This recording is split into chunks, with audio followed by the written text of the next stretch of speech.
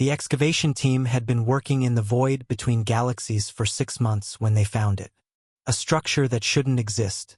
A tomb floating in the absolute darkness where no star had ever shone, in a region of space older than matter itself should be.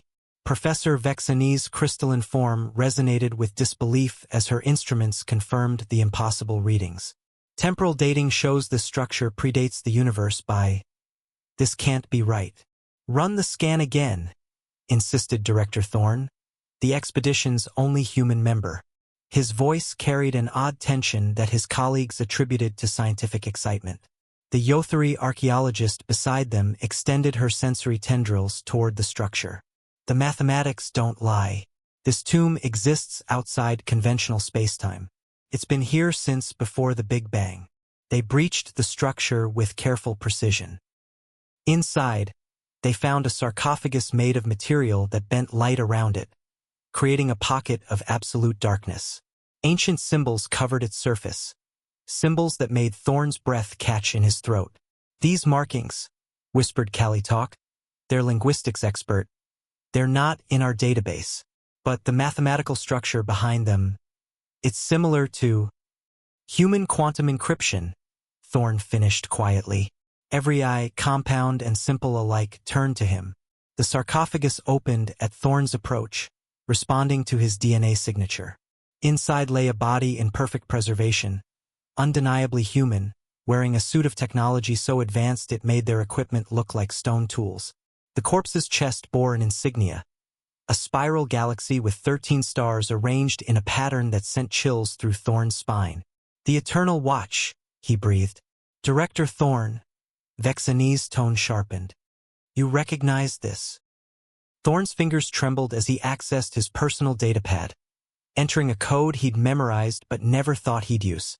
A holographic message materialized, a recording from Earth's deepest archives, meant only for those who might one day find what they'd just discovered.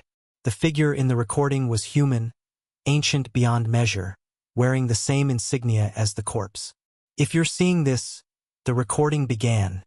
Then you found one of the Watchers. What you need to understand is that this is not humanity's first iteration. We are not from this universe. We're from the one that came before. The archaeological team stood frozen as the message continued. Every universe has a life cycle.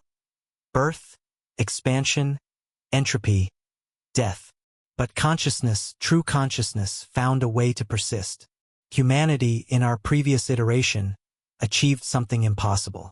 We learned to survive the death of everything, to exist in the void between realities, to shepherd the birth of new universes. The recording gestured to the symbol. The Watchers volunteered to remain behind, to guide the next cycle. This one you found gave their life to ensure the proper formation of fundamental constants in your universe, the constants that would eventually allow life to emerge again. The constants that would allow humanity to evolve once more. Vexani's form flickered with agitation. This is impossible. Humans are a young species. You've barely achieved faster than light travel. But Thorne was already kneeling beside the ancient corpse, his hand hovering over a small device attached to the suit. We're young in this universe, he said softly, but we've always been here, waiting, watching, making sure the cycle continues. The device activated at his touch, projecting star charts that showed the location of 12 other tombs, scattered across the observable universe and beyond. 13 Watchers, Kallitalk calculated rapidly. One for each fundamental force and constant required for a stable universe.